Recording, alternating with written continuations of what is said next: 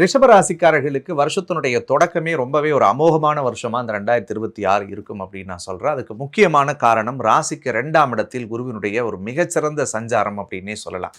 2ல குரு வருஷ தொடக்கத்திலே இருக்கிறது ஒரு பெரிய நல்ல காலம்னே சொல்லலாம் ஜாதகத்துக்கு. ஏன்னா குடும்ப வாழ்க்கையில இருக்கிற பல சஞ்சலங்களுக்கு ஒரு முடிவை தருவார். சார் நான் குடும்பத்தை பிரிஞ்சு வாழ்ந்துட்டு இருக்கிறேன் சார். வெளியூர் வெளிமாநிலத்தில் இருக்கேன். என் பொண்டாட்டி பிள்ளைங்க ஊரில் இருக்காங்க சார். அல்லது ஒரு வீட்டுக்குள்ளே எங்களால் வசிக்க முடியாமல் சூழல்கள் இருந்துட்டு இருக்குது சார். இடம் மாறலாம், ஊர் மாறலான்ற எண்ணத்தோடு நாங்கள் இப்போ ஓடிக்கிட்டு இருக்கோம் சார் அப்படின்னு தான் ரிஷபராசிக்காரர்கள் பல பேருடைய மனசு சொல்லுது. ஏன்னா 4ல் கேது வந்ததுலேருந்து அந்த சுகஸ்தானத்தில் கேது இருந்துச்சுன்னா இல்லாத விஷயத்தை நினைச்செல்லாம் பயம், பதட்டம், படபடப்பு, குழப்பம். வேலை மாற்றலாமா, வீடு மாற்றலாமா, வேற எங்கேயாவது ஸ்கூல் சேர்க்கலாமா பிள்ளைங்கள, அல்லது எந்த டெசிஷன் எடுக்கிறதுனே எங்களுக்கு ஒரு சரியான முடிவே தெரியல அப்படின்னு புலம்பிட்டு இருக்கக்கூடிய ரிஷபராசிக்காரர்களுக்கு கடவுள் புண்ணியத்தில் இந்த காலகட்டங்களில் ஒரு நல்ல அனுகூலத்துக்குரிய திருப்பு முனைகளை கடவுள் ஏற்படுத்துவார். குடும்பத்தில் நல்ல நிம்மதி, சந்தோஷம், அமைதி, தெளிவை ஏற்படுத்த போகிறது. படிக்கக்கூடிய மாணவர்களுக்கு நல்ல ஒரு தேர்வு எழுதி நல்ல படித்து நல்ல ஒரு பெரிய ஆளாக நீங்கள் வரக்கூடிய சூழ்நிலை ஏற்படுத்தும்.